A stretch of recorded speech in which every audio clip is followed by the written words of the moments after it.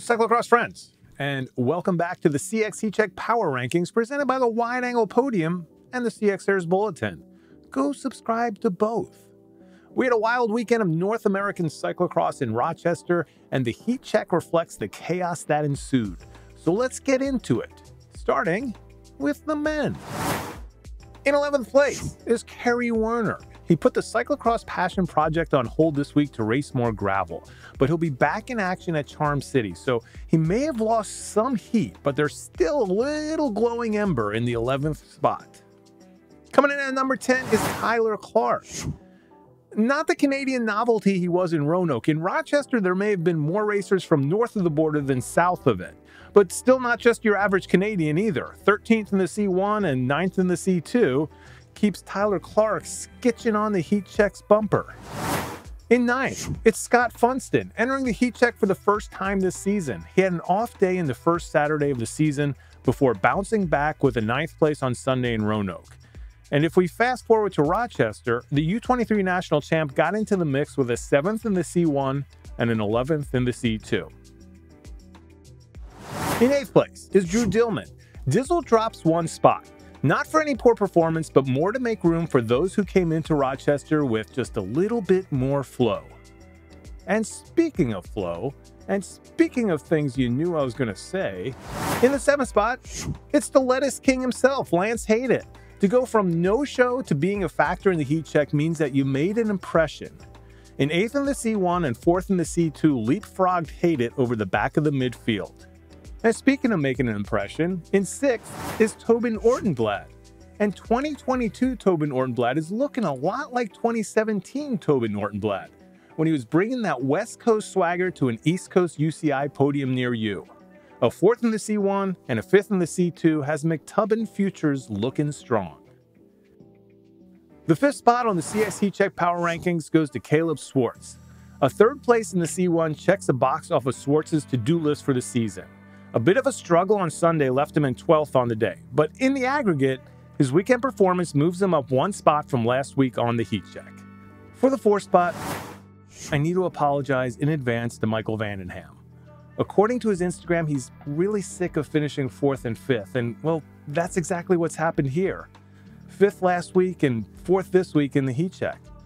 A 5th place in the C1, 7th in the C2, throwing some quality time rolling around in the Genesee Valley Park playground grass with Caleb Swartz, and it all leaves me asking, will the 3rd time be the charm?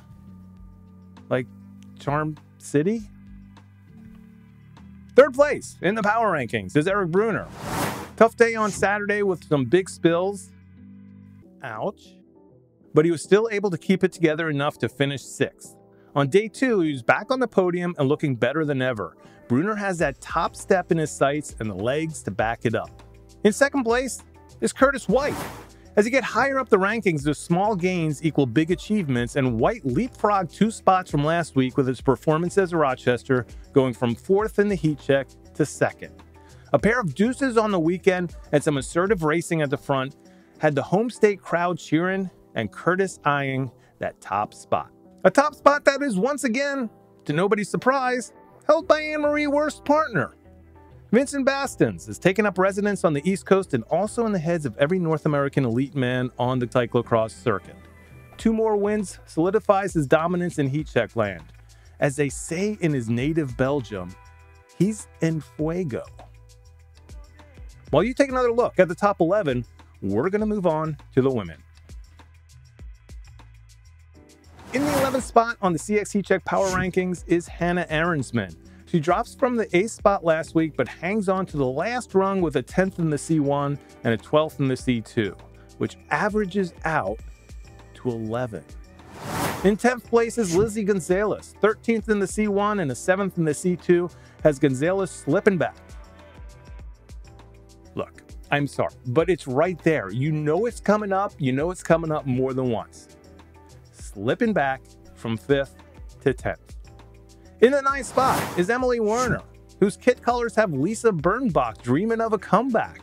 Pop that collar, Em. In 11th place in the C1 and a solid 6th in the muddy C2 keeps Werner in the power rankings, but trending in the wrong direction. Trending upwards is Anna McGaley, who jumps from 9th to 8th. 7th in the C1 and 8th in the C2, Magali is steadily working her way up the rankings. In the 7th spot, it's Lauren Zerner. With a 6th in the C1 and 10th in the C2, Zerner needed no help from Grandma Alice this week to jump up the rankings. She moves up the power rankings as easily as she moved up that muddy run-up on Sunday. In 6th place is Caitlin Bernstein. A 9th place in the C1 and 11th in the C2 caused her to lose some traction in the power rankings, dropping her from 4th after Roanoke to 6th. Which brings us to our top 5. And in 5th is Maddie Monroe. And this is another one of those times where your one weekend performance has to be better than the aggregate of everyone behind you's 2 weekend performance. And with a 5th place in the C1 and a 2nd place in the C2, after only being on her cross bike once or twice since last season, Monroe easily passes the test. 5th place for the young one. In 4th place is Austin Killop. She also drops back a spot, but that's more a result of new people showing up, spoiler, not really, than anything she did on the field of play. A huge 3rd place finish in the C1 and a 9th in the C2, but more importantly, Killops is starting some CX beef against an inanimate object. Austin versus the run-up. It's the beef we didn't know we needed, or what to make of it. In the 3rd spot is Raylan Nuss. A little off her Roanoke performance, but solid enough performances to keep her on the heat check podium. Nuss bagged a 4th place in the C1 before having to play catch-up in the C2 after the first lap run-up debacle. She ended up 5th on that day and looks to Charm City for redemption. And that brings us to our final 2. And it's not as clear-cut as it may seem. We have 2 women left, Carolyn Mani and Anne-Marie Wurst. Wurst showed up to Rochester not knowing what to expect. We all saw Wurst show up to Rochester, and we were pretty certain what to expect. And we weren't disappointed. She put on a clinic out there. 2 flawless days of riding, showing off superior technical skills. So it may come as a surprise that she is 2nd in the heat check. A great performance for Wurst with 2 wins, but that matches the 2 wins that Carolyn Mani brought into the weekend.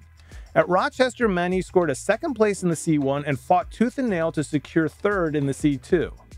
Those extra races and the residual smolder from week 1 give her the edge and the #1 spot in the CX Heat Check Power Rankings.